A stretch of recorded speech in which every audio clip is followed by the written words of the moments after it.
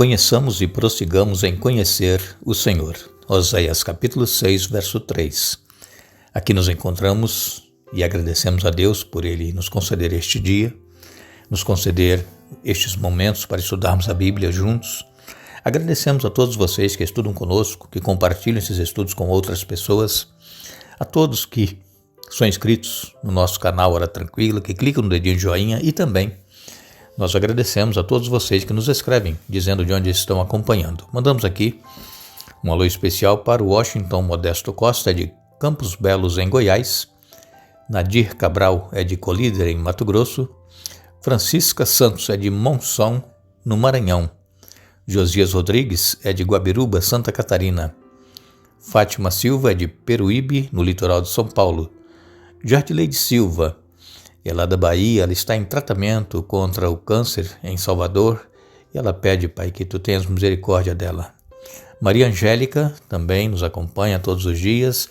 Ela pede orações especialmente por um filho que é viciado em drogas e ele havia deixado, mas voltou a usar novamente e quase causou um incêndio na sua casa agora recentemente. Que Tu tenhas misericórdia também deste filho da Maria Angélica. E todos os demais que nos escrevem, nós agradecemos e mandaremos sempre um alô para vocês. Iremos orar. Querido Deus e Pai que estás nos céus, nós te damos graças pela vida, te agradecemos por mais este dia que estamos tendo e também te agradecemos por estes momentos que vamos agora ter para estudar a Tua Palavra. Que Teu Espírito Santo se faça presente em nossa mente, em nosso coração, ajuda-nos a entendermos e colocarmos em prática em nossa vida os Teus ensinamentos. Pedimos uma bênção especial para Jardileide Silva, que está em tratamento contra o câncer, que Tu tenhas misericórdia dela, que ela sinta o Teu poder operando em sua vida. Abençoe também o filho da Maria Angélica, que é viciado em drogas, que tenha o poder do Espírito Santo para abandonar de vez este vício e dê forças a Maria Angélica neste momento que ela atravessa. Também pedimos uma bênção especial para a Fátima Silva, para o Francisco Santos, também o Josias Rodrigues e Nadir Cabral, lá em Colíder, Mato Grosso, e o Washington Modesto Costa, em Campos Belos, em Goiás. E todos os demais que nos pedem orações, que Tu concedas bênçãos conforme a Tua vontade, em nome de Jesus. Amém. Continuaremos o estudo desta semana. Estamos falando sobre mais testemunhos sobre Jesus. Ontem nós falamos aqui sobre uma nova compreensão que eles estavam tendo agora do Messias. Não era um Messias guerreiro, um Messias que havia vindo para libertar o povo judeu do jugo romano, mas agora eles estavam entendendo que era o Cordeiro de Deus, como disse Isaías lá em Isaías 53, ele viria para dar a sua vida em resgate de muitos, e assim aconteceu.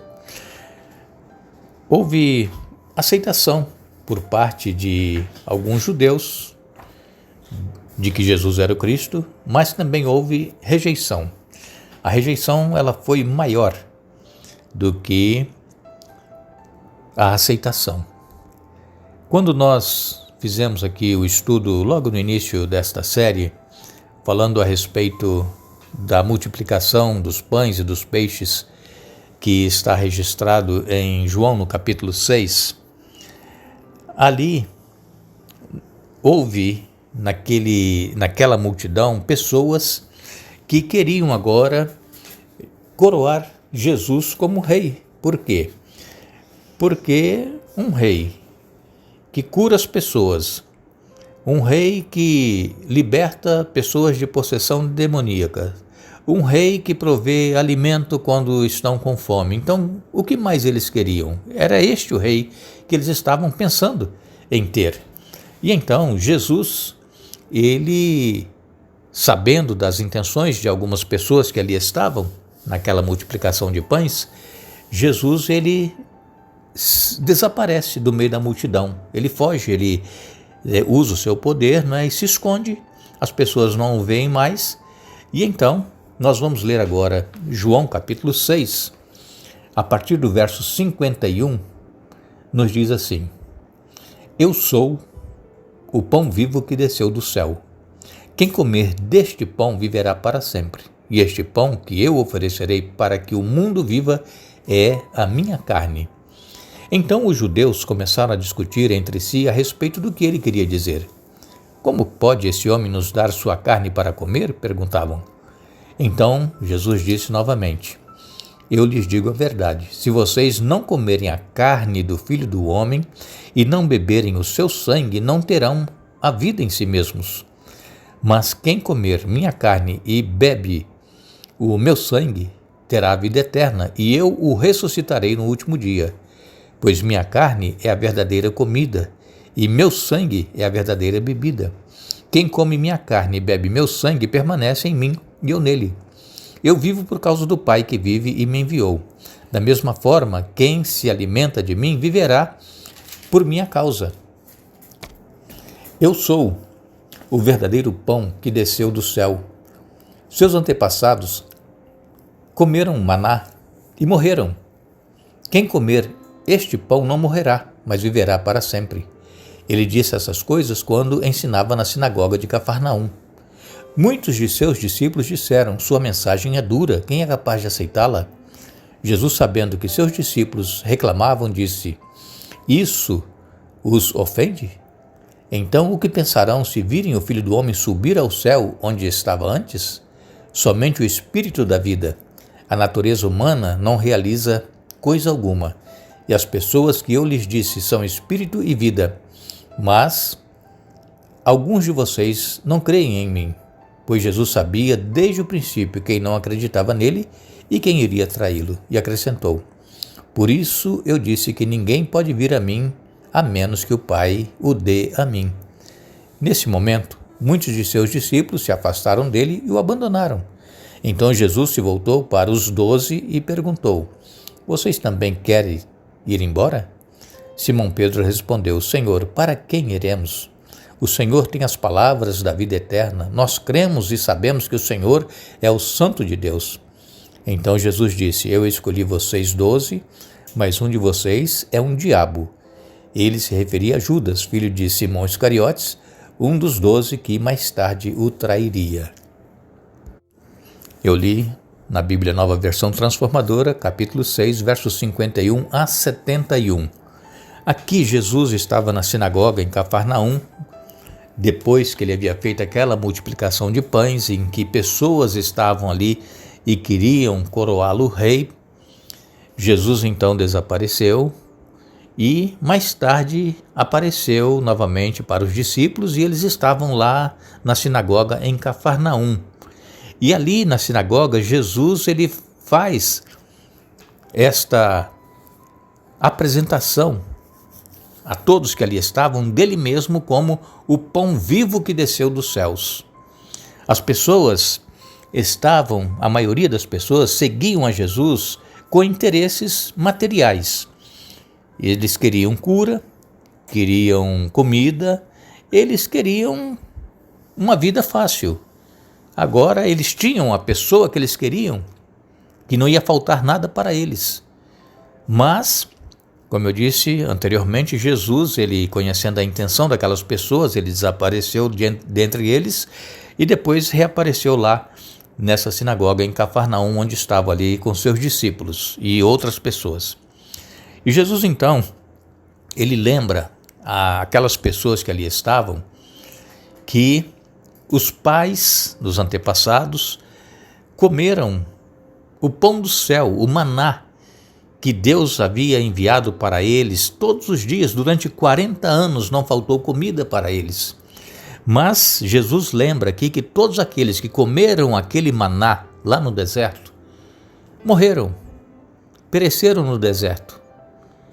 Agora, aquele que comer a minha carne, diz aqui Jesus, e beber o meu sangue, esse não morrerá, mas terá vida eterna. E Jesus ele diz que aquele que come a sua carne e bebe o seu sangue, ele irá ressuscitá-lo no último dia. Muitas pessoas não entenderam o que Jesus estava falando, como muitas pessoas hoje também não entendem, pensam que Jesus estava falando de comer literalmente a sua carne, o seu corpo. Não, Jesus estava falando do pão que os hebreus comiam na época da Páscoa e que depois, posteriormente, antes da sua morte, Jesus instituiu a Santa Ceia, e ali também tem o pão e tem o suco de uva, que é chamado aqui de vinho, que é aquele vinho sem fermento. E Jesus então diz que quem comer a sua carne, que é aquele pão que simboliza o corpo de Cristo, é um pão sem fermento, porque o fermento é símbolo de pecado. E Jesus, ele não tinha pecado. É por isso que o pão é sem fermento, simbolizando o corpo de Jesus. E quando nós participamos da Santa Ceia e nós comemos este pão ali, nós estamos reafirmando a nossa fé na vida que Jesus aqui viveu e na vida que ele deu por cada um de nós. Aí, simbolicamente, nós estamos participando, comendo o corpo de Cristo. E quando nós, então, participamos também do suco de uva, daquele vinho sem fermento, naquele momento da Santa Ceia, simboliza o sangue de Jesus que foi derramado na cruz do Calvário para a remissão dos nossos pecados. Então é importante nós participarmos da ceia, porque nós estamos reafirmando a nossa fé no sacrifício de Jesus, que nós por nós mesmos não temos como nos salvar, mas o sangue de Jesus, o corpo dele que foi moído por nós na cruz do Calvário pelos nossos pecados, este sangue tem poder para nos perdoar e para nos salvar. Então, nós não devemos deixar de participar. Muitas pessoas não participam da ceia porque dizem que não estão espiritualmente bem, estão enfrentando alguns problemas, quem sabe tem algum problema com alguém e precisa acertar isso primeiro. A Santa Ceia, ela é exatamente para isso. É para nós reconhecermos que nós somos falhos, nós somos pecadores e que nós estamos novamente confirmando a nossa fé no sacrifício de Jesus e no poder que ele tem para nos dar a vitória sobre os nossos fracassos, sobre os nossos pecados. Então, se você alguma vez já deixou de participar da ceia por causa de algum problema, não faça mais isso. Vá à ceia. Jesus, Paulo disse, que quem participar indignamente, poderá sofrer as consequências, mas esse indignamente é aquelas pessoas que não creem no sacrifício de Jesus e vão lá participar simplesmente por participar. Porque falhas e pecados todos nós temos. O pastor que está ministrando, os oficiais da igreja que estão ministrando a ceia, todos são pecadores como nós. Então nós precisamos participar, porque isso vai nos ajudar a buscar em Deus a força que nós precisamos para vencer os problemas que nós temos em nossa vida. E então, algumas pessoas, quando ouviram Jesus falar isso, que ele era o pão vivo que desceu do céu, aí muitas pessoas que seguiam a Jesus o abandonaram, foram saindo um por um. Ah, é isso? Então não queremos você não. E aí Jesus se volta para os discípulos e fala para eles também, olha, vocês também querem ir? E aí Simão, ele diz, Senhor, para quem iremos nós? Tu tens as palavras da vida eterna. Nós cremos e sabemos que o Senhor é o Santo de Deus. E então Pedro aqui confirma que Jesus é o Messias, é o Santo de Deus. E não tinha outra pessoa a quem recorrer a não ser estar com Jesus. Assim também nós. Se nós alguma vez já passou pela nossa mente abandonar a Jesus, abandonar a nossa fé, é hora de nós nos voltarmos para Deus, nos voltarmos para Jesus e pedir a Ele que nos dê forças em nossa caminhada cristã e que nós possamos nos manter firmes, apesar dos problemas que nós enfrentamos em nossa vida. Queremos agradecer a todos vocês que estiveram conosco hoje estudando a Bíblia. Retornaremos amanhã para dar sequência ao estudo da semana, mas não nos esqueçamos. A Bíblia nos diz que a vida eterna é esta, que te conheçam a ti só, por único Deus verdadeiro, e a Jesus Cristo a quem enviaste. João capítulo 17, verso 3. Que Deus nos abençoe.